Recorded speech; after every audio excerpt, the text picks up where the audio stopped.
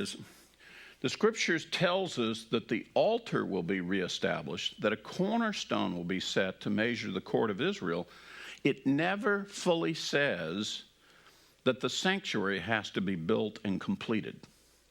That has been a conclusion on the part of a lot of Christian prophetic teachers. In 2 Thessalonians, when it talks about the anti-Messiah coming in and taking his seat in the temple, in the holy place, as it says, they're assuming, well, the sanctuary has to be built, and somehow he comes in and he sits inside of the sanctuary somewhere. So the temple sanctuary has to be built. That's not what the prophecy said. The whole Temple Mount is the holy place.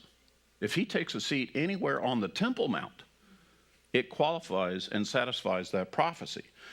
What the only specific things of the elements of the temple that are specifically cited in the prophecy is the altar and measuring the courtyard, the court of Israel, where the altar and the sanctuary sets in.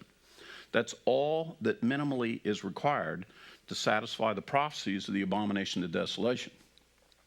Now, will it be the people's intention when they build the altar to build the temple? Yes.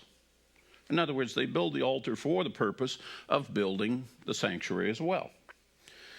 And in fact, in times past, the prescribed way of building a temple, to restore the temple, is you always build the altar and operate it first while the rest of the temple complex is being built. Zerubbabel's temple, for example, the second temple period, the one that Yeshua went into and out of, the altar was operating for 2 full years before the actual sanctuary was completed and built. So that's the way things happen. And in our day, while everybody's talking about building the temple, there is no requirement in the prophecy that says the whole temple complex has to be built, meaning the whole sanctuary and so forth. All the prophecy requires is the altar, and the court has been measured out with a cornerstone. That's all it requires.